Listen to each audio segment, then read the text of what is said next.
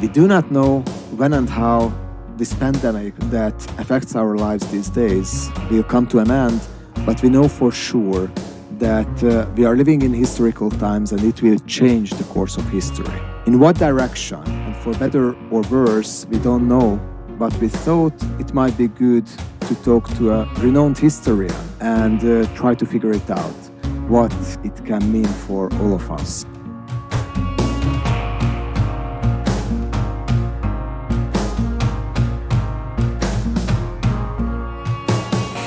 You are listening to the podcast of Political Capital Institute.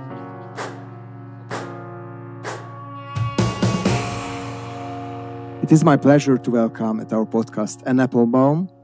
Anne is a prize-winning historian with a particular expertise in the history of communist and post-communist Europe and a foreign policy columnist for the Washington Post. She is also a senior fellow at the Agora Institute at Johns Hopkins University and a professor of practice at the London School of Economics, where she co-leads Arena, a research project on disinformation and 21st century propaganda. She is author of several books. I won't tell you all of them because it would eat up half of our time. But her book, Gulag, A History, won the 2004 Pulitzer-prize. I'm Péter, Krekó, Director of Political Capital Institute, and we will discuss the impact of pandemic on politics and policies and societies in the Western world in general. So, Anne, just to know, the guest of our recent podcast was Eric Jones from Johns Hopkins University, Bologna, where you were a lecturer earlier this semester. My first question would be a more personal one. Where are you now, and how is life there? Well, thank you very much. I appreciate being asked onto this program. One tiny little change to my biography is that I'm now a staff writer for The Atlantic, and I don't write for The Washington Post anymore, although I did for 20 years. So that's not incorrect. Yes, I was in Bologna when the virus began to spread in Italy. I left early and went back to London. When I was in London, it was a Friday afternoon on March the 13th. My husband was driving down the road in Poland, and he heard that the Polish prime minister was about to close the border. And this was the moment when I realized that something I'd been told a few days earlier was going to happen, which is that it was going to be time to choose where I was going to be for a long time. And the only house I own is in Poland. My husband is Polish. And so I decided I wanted to be there, and I got on one of the very last flights from London to Warsaw. We also called one of our sons in the United States where he was studying. He'd been planning to stay with friends and so on after his university closed. We told him to get on the next flight. He got on a flight from Washington to London, then London to Berlin. But by the time he landed in Europe, Polish border was closed, and he had the very non-21st century experience of getting out of the plane, going to the train station, taking the train to the border. There were no trains or planes or buses crossing the border, so he got out and walked across, carrying his luggage with, soldiers and guns and drones in the air and guys in hazmat suits taking people's temperature. And he walked over the bridge, and my husband picked him up under the other side. All three of us had to be in quarantine when we came back. That meant be inside our house for 14 days. Because we'd come back from abroad, and those were the new regulations. And we did have police checking up on us. Physically, they drove up to the house, and we waved at them from the porch. I understood why that happened. And of course, they were very polite and friendly and so on. We're still at that stage of this pandemic, but it was a little odd, especially in a country that only so recently won its liberty back 30 years ago. To have that kind of police presence so harsh. I mean, the situation in Poland is a little strange. It's very clear that the Polish healthcare service will have trouble coping with this. We have the same shortages that everybody has of protective equipment, of respirators. A lot of hospitals are rapidly being converted. We also have the government doing a lot of what I would describe as sort of big gesture politics that aren't necessarily helping, but are giving people the impression that something is being done, like the decision to close the border, which had all kinds of chaotic effects and left people stranded and meant there were long lines of trucks at the border and on the Polish-German border. Wasn't necessarily the right way to do it, but the chaos itself somehow appealed to people. So there is this, there are a lot of gestures going on. There's a lot of, poses being made. Whether any of that is really going to help, as people get sicker and the numbers are going up here, it's very hard to say. Polls are pretty obedient to the social distancing requirements and have been mostly following them. I mean, this is not a country. This is like a little bit like Scandinavia. This is not a country where people kiss each other a lot, or there's no bar culture like in Milan. So we may be lucky in that it will spread a little bit more slowly. But there are cases, and they are beginning to come into the hospitals. You mentioned the responses of the Polish authorities. There is a widespread criticism towards Poland right now that they want to abuse the current situation for cement their power even more. And recently, there was a bill that was passed through the parliament, if I understood it well, during the night practically, that is changing at the last moment the way how the president can be elected, making it easier for pensioners to cast their ballot through letters, which could help the incumbent President Duda to get re-elected. What do you think about that? And to put it more generally, what do you think about the attempts in the European Union, including Hungary, about abusing the pandemic for a more authoritarian power take? So the Polish story is complicated. It's actually even moved on a little bit beyond that. Yes, there have been some probably unconstitutional attempts to change the electoral law. They have been taking place in the middle of the night, which is when this nationalist government likes to do things that it doesn't want attention for, and he doesn't want people watching. And here, the complication is that there are presidential elections due at the beginning of May, in just over a month away, and I think polling shows 70% of the country, maybe 75%, want the date postponed till the fall. Right now, the only person who can campaign is the current president. He's allowed to go around the country. All other candidates have had to suspend their campaigns. They can't move anywhere or have any events. And the suggestion has been that we delay it for a few months, which would be possible. But the government is absolutely determined to have this election. The reason is that they are afraid that if they delay it, the effects of both the virus and of the economic downturn will begin to kick in and they might lose. Also, I think they want to use their current advantage to make sure that they win. Their latest idea is to move all voting into ballot by mail. This is because a lot of local councils are saying that they will not organize elections. They just simply won't have them. It's too dangerous. But of course, the Polish system is not set up for that. To arrange a ballot by mail system, takes many months. You can't do it in a few days. And you certainly won't be able to do it by the time this law passed. And so the possibility is that we have a president who is more or less imposed on the country without an election, or without a real election, or with maybe some tiny number of people voting. And he will therefore not have legitimacy. And this will cause all kinds of problems down the line. There, of course, are other ways in which this government is also seeking to use the crisis to its own benefit. And, look, on a program about Hungary, I don't have to tell you how Viktor Orban has also sought to use this crisis in order to stigmatize and further, and you sort of use the virus against the opposition to accuse them of being pro-virus. And once again, as in Poland, to carry out to do things that aren't necessary in order to control the virus. Viktor Orban does not need to rule by decree in order to control the virus. He does not need to, he does not need these kinds of special measures. He's doing them, and he's using this in order to make the conversation about that and not about the failures of the Hungarian healthcare system, which, is something people would be talking about anyway. And again, the details of this new law better than me. I won't lecture you about them.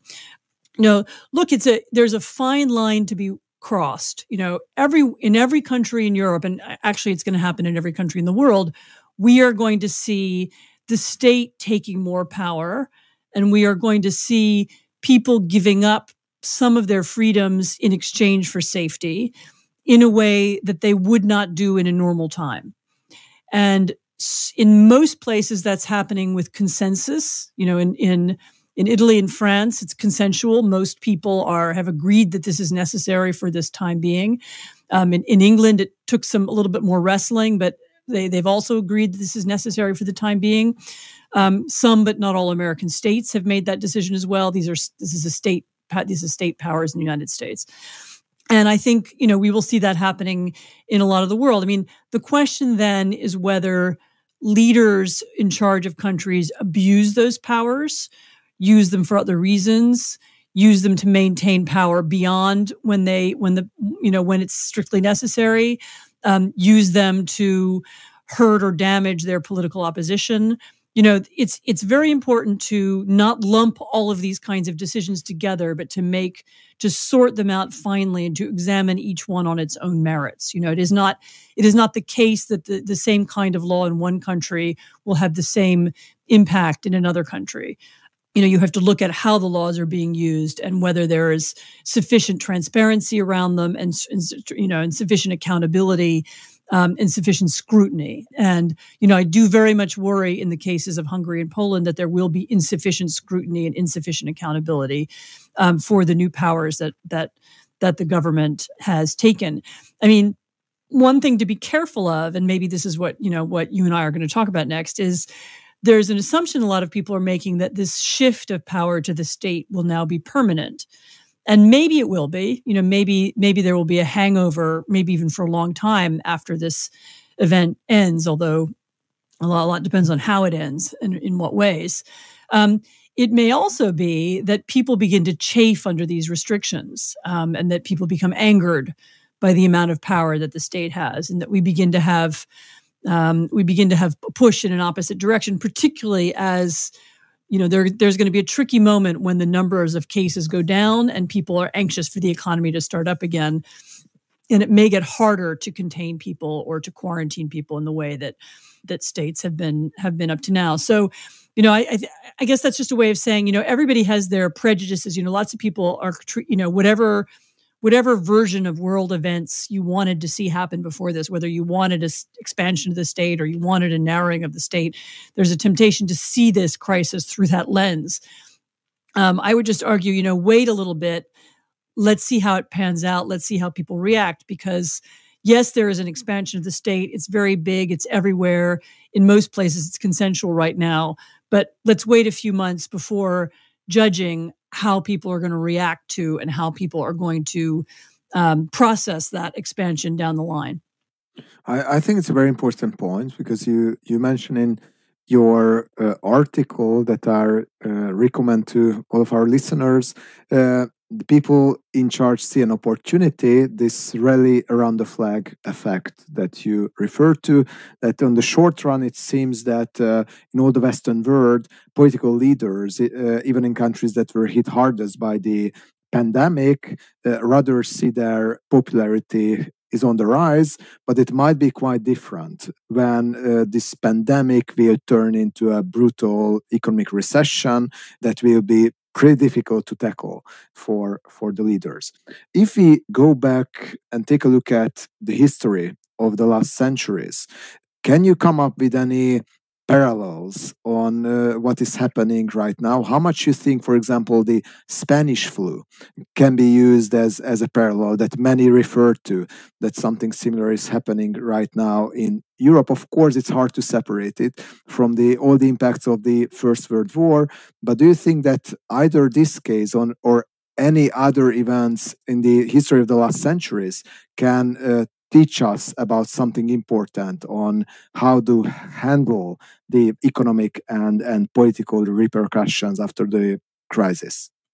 Well, first of all, you're absolutely right about this so-called Spanish flu, which actually started in the United States and got called Spanish because it was the Spanish newspapers that first began reporting on it.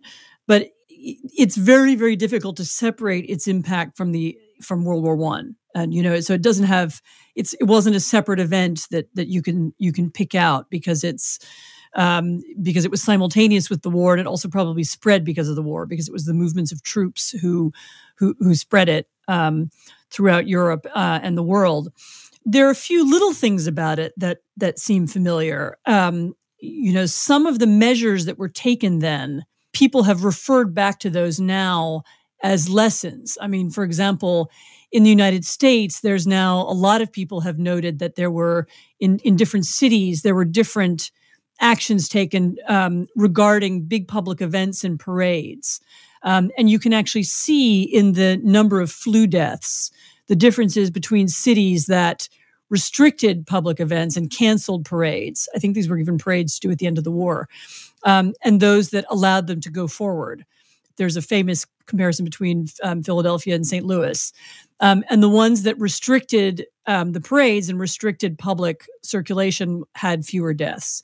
And this has been taken by a lot of people as an argument for the social distancing measures that are being made now, and the arguments that people should stay at home and that big, public events and soccer matches and so on should be canceled. I mean, another interesting, lesson from the past is also there were actually in some cities, including most notably San Francisco, there were some cities that required people to wear face masks at the time of the Spanish flu. And this actually was a requirement. People walked out, we all find this such a strange thing. It seems so alien to us to cover our faces, even though we know people in the Far East do it. But actually this was a measure, it was taken. And it's also interesting to note that there was a backlash against this measure at one point, that people got tired of it and didn't want to continue it. So, we can look at some measures that were taken in the past and see that, they've had an effect and that there's been a reaction. Other historical events, I actually, in beginning to think about this, I also went back and looked at the record of flu, the relationship between infectious diseases and the state and the consolidation of power. And there is a lot of evidence that in the past, the experience of epidemic has led to consolidation of state power, and that sometimes it wasn't given up afterwards. There are lots of examples of this, during the bubonic plague in Europe, for example. I'll take one of the examples. One of the examples is in England when the bubonic plague hit during the reign of Queen Elizabeth. Her first minister, Robert Cecil, passed a law that locked up people who had the plague inside their houses. They were boarded up inside their houses for 6 weeks. There were laws passed about circulation of people. And these gave powers to local police and to local magistrates that were essentially not given up afterwards. Even when the plague ended, the state was consolidated around doing that and began to have the power to tell people what to do and to quarantine and restrict movement in a way that it had not had before. A couple of years after, the same government minister, Robert Cecil, also passed a law making it illegal to criticize the government for its actions during the plague. In other words, it was, I hope that sounds familiar to Hungarian listeners. Unfortunately, it does. And interestingly, the British eventually, the English as they then were, eventually had to withdraw this. This was a very unpopular law. And it became impossible in the years after the plague to keep it enforced. So that's another story. So a lot of these, these experiences have happened before. I mean, we're used to seeing this, but there are a number of other examples. In order to control syphilis in the 19th century, the Victorians created a sort of checking and control system on brothels, which remained in place afterwards. There were all public health measures that often began during epidemics, often stayed. Sometimes, by the way, this had positive effects. So it was because of cholera that we got clean running water in European cities, that people began to understand that this was something necessary for public health. And a lot of, the most successful, measures to deal with, much more successful even than family doctors, are these big measures: clean water, clean, sewage systems, kinds of big public health systems that have been put in place in all of our cities, in which we're all used to. A lot of those are the result of pandemics too. And so, I think the point is that the experience of disease, which does make people frightened and it does make people afraid, and it does call for a collective response, a lot of that response depends on decisions that are taken by governments and under public pressure. So you can take decisions in the light of a plague that are detrimental and are negative, or you can take ones that are positive. One of the things that I hope comes out of this event, and right now sounds very utopian and maybe naive, is that we get a better system of scientific and international cooperation on viruses and on early warning systems. It's pretty clear to me, and we can talk about this if you want, the WHO has not been up to the job. It's not quite the right institution for the 21st century. I'm told, for example, that a lot of virologists around the world are now kind of are talking to one another nonstop all the time on other channels. And it may be that we need to formalize those kinds of conversations. In other words, that we need to make sure that the scientific advances move faster than these older international bureaucracies do. And it's possible that some sense of solidarity and common purpose that comes out of that will create better and more effective global institutions as well as national institutions. I mean, again, you can see in a lot of our countries, you can see people working together to help old people buy groceries, and you could see volunteers going to work in the hospitals and so on. So there are some good elements of social solidarity that I hope come out of this.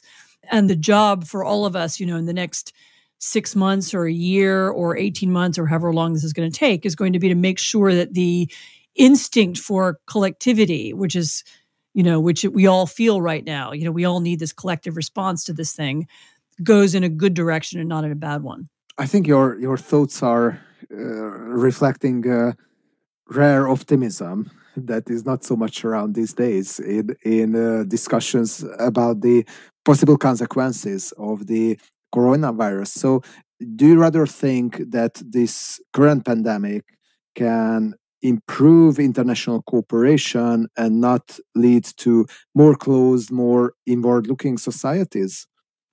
Well, this is the question. I mean, some international cooperation is going to happen because it's necessary. I mean, whoever invents the first vaccines, whoever comes up with the retrovirals or whatever the cures or the treatments for this thing first, there will immediately be a huge international demand for those things. And, the need to share that kind of information, as well as to begin much better information sharing about what is the virus, how does it work, who gets immune to it, how many people really have it. We still don't have all these statistics. That sort of, some of that is happening spontaneously in the media and as I said, in scientific communities. But it would be great to have some more formal ways to do it, and also to begin thinking about how, if and when this happens again, we're better prepared next time, so that that kind of information sharing can take place more quickly.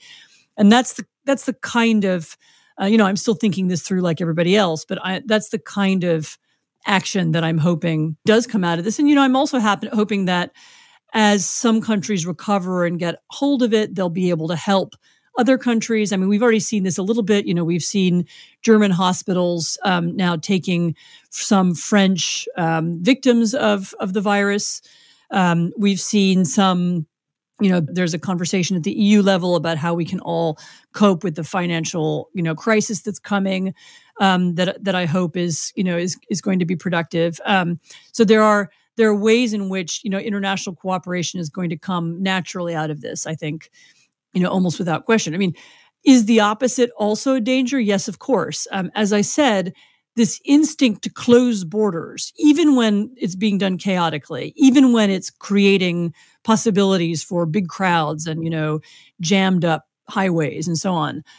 This was an instinct that a lot of countries had as a way of, as not even so much as a measure to fight the virus, but as a way of telegraphing messages to voters. Look, we care for our people. We are interested in home.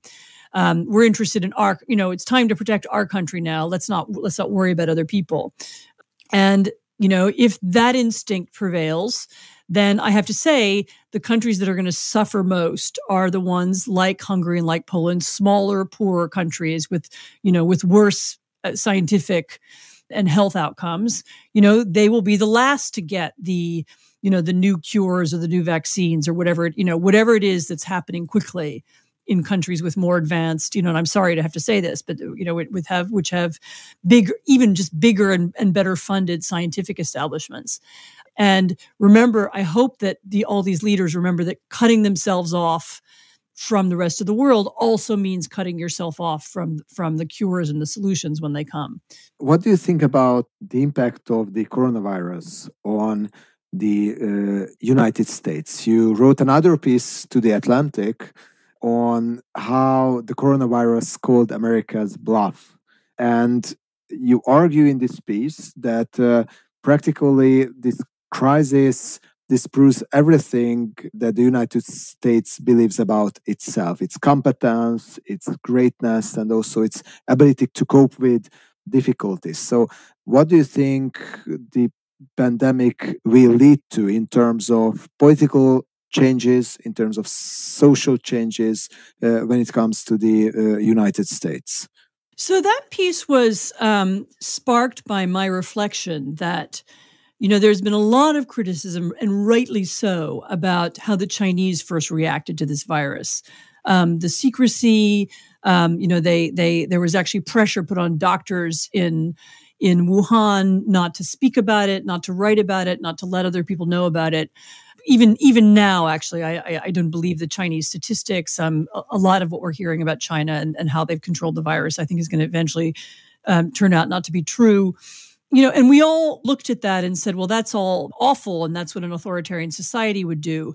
When you look at how some parts of the U.S. reacted to the virus, it wasn't for the same reasons, but some of the outcomes were the same. And so, for example, there was a researcher in Seattle who was a flu researcher who identified very early on that the coronavirus might be circulating in Seattle, even among people who'd never been abroad.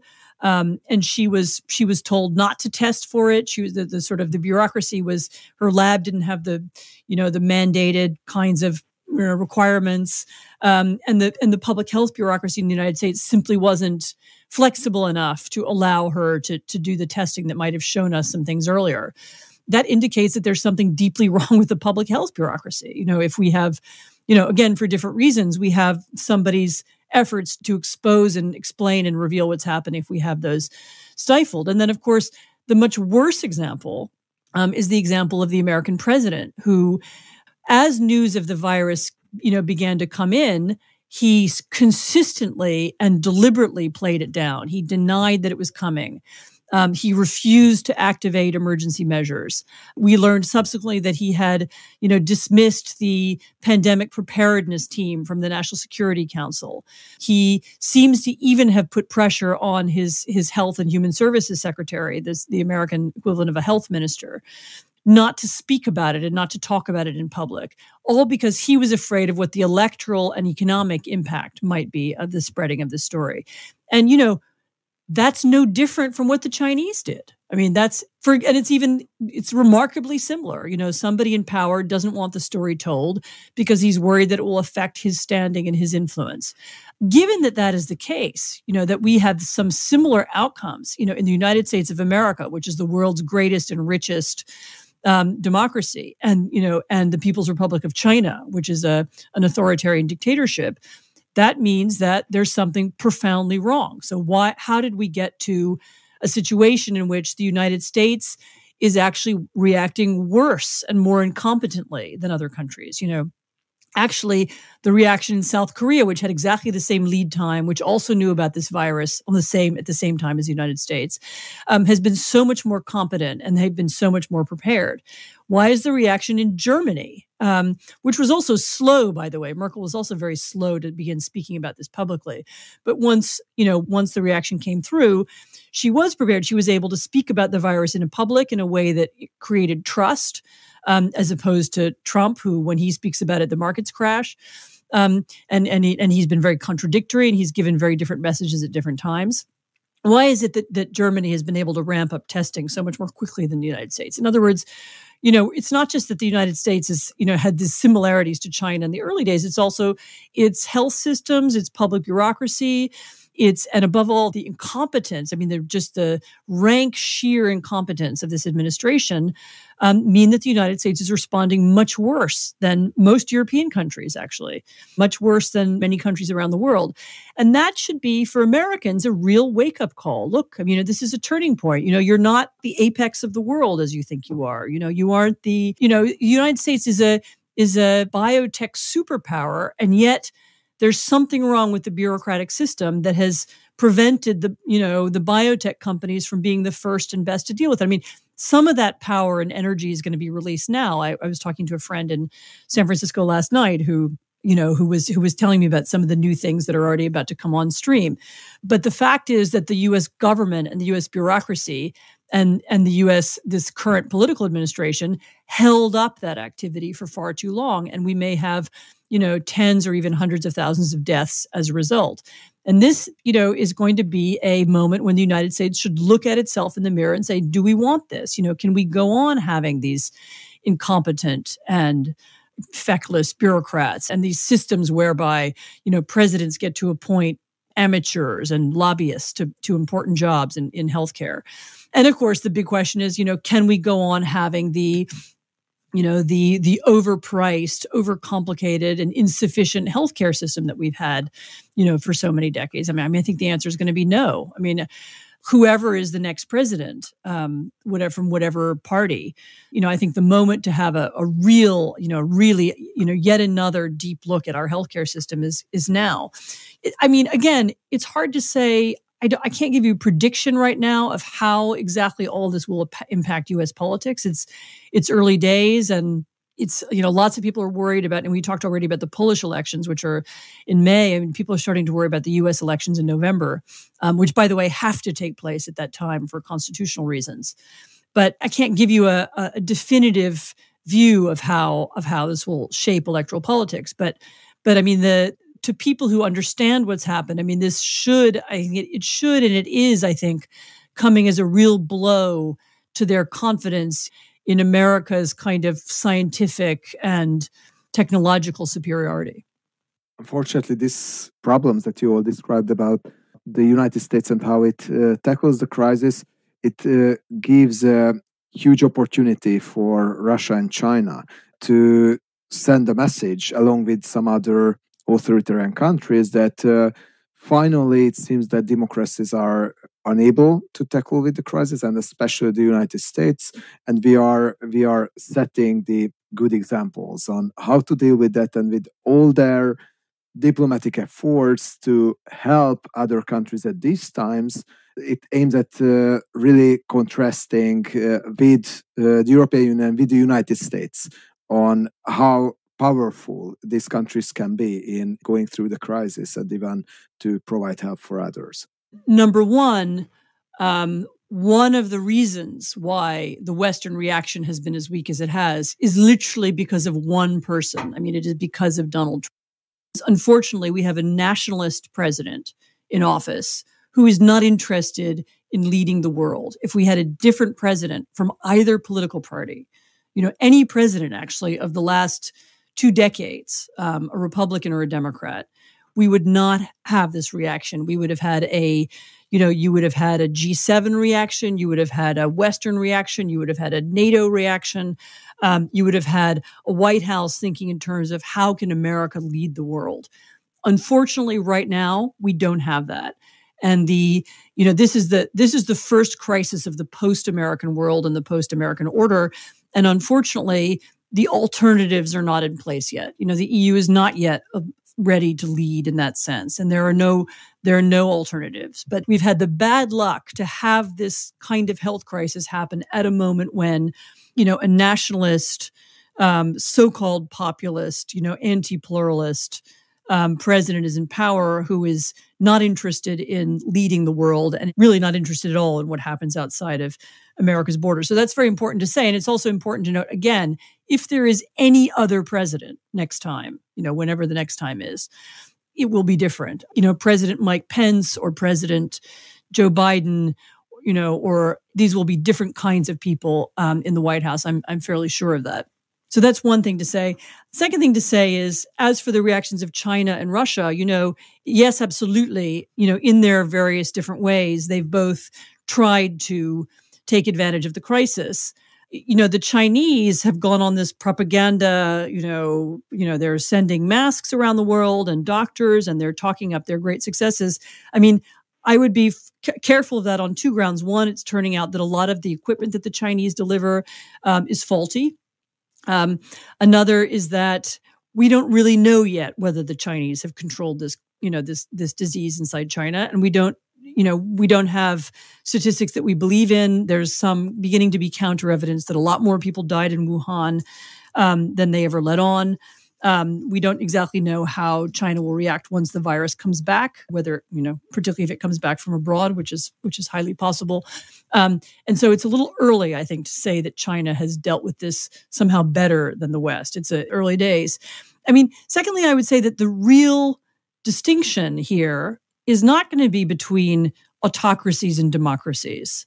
The distinction is going to be between people with a competent state and people with not an incompetent state. In other words, Singapore is a bad example, but so South Korea and Taiwan, these are democracies. Okay, and very raucous ones actually. South Korea has very angry, tempestuous politics, but you could also add Japan, which is a less raucous, but also still a democracy. So these Japan, Korea, and Taiwan are all countries that have done extremely well in controlling the virus, using transparency, using mass testing, using contact tracing. And they have done it within the framework of democracy, and they've done it very well. When you look at autocracy, are you so convinced that Russia is going to be very good at this? Are we convinced that other autocracies like, Kazakhstan or Tajikistan, where apparently they've forbidden the word coronavirus from being used, are these countries going to be good at controlling it? Let's see how autocracy comes out, at the end of this project. The point here, I think, is that the states that are going to do well are the ones that have competent and effective bureaucracies. I think Germany will turn out to do well in the end. It may well even be that in the United States, you get different outcomes in different places. California may do all right. Washington State may do all right in the end. And you may have some catastrophes in other states where you don't have effective state government and where you don't have effective public health systems. So the dividing line is not democracy and autocracy. The dividing line is competence and incompetence. And by the way, let me just repeat, there are a lot of gestures that can be done that seem to be useful. For example, closing borders. We've talked about that already. Donald Trump shut off flights from the U.S. to China back in January as a way of preventing the spread of the virus. And he kind of beat his chest and he said what a great idea that was. And after he'd done that, he thought he'd fixed the problem. Okay? He had not fixed the problem. Some of these big gestures, as I say, like closing borders or like passing draconian laws, can give people the feeling that something has happened without the effect of it. And so let's wait until, to make judgments about these kinds of decisions and these kinds of behaviors a little bit longer and find out, what really works and what really doesn't. It is extremely important. And just to remind the audience that there were some studies, for example, that found that in the countries where the level of the freedom of press is lower, we could also see lower and less cases of the coronavirus infections, which is probably not because reading the news, reading free press makes you sick and you will get the coronavirus, but it's most probably because in these countries there's a serious problem of underreporting the cases, which makes this kind of optics way better for them, even if the reality is in most of the cases way different. Absolutely. And by the way, that's certainly happening in Poland. There's already doctors have been writing about the fact that they've been told to write down, instead of saying someone died of coronavirus, you say they died of, if they had an accompanying disease, they're said to have died of that. And there's evidence that the numbers are being held down here precisely because the government is worried about how people will perceive their essentially their failure to do much. This is also a country that has invested very little in healthcare over the last few years and has instead preferred to give money directly to voters as a way of buying votes. And as people begin to realize that that's the case, they'll be angry. And so there's been a repression of statistics. So absolutely, I agree with you. I think the countries that have more transparency and more free press and where we know more and we understand more about what's happening are the ones that are going to defeat the virus. And again, I cite you, South Korea. And I cite you Taiwan, where they've gone bent over backwards to try and make as much information available as they can. Yeah, I think it's really good news that there are democracies that are handling this crisis rather well. So it's not about the triumph of autocracies. Thank you very much, Anne, for discussing with all these diverse issues with us today. And for our audience, please stay tuned. And there will be other interesting podcasts with other interesting persons in the future as well around the coronavirus. Thank you very much, Anne. Thank you.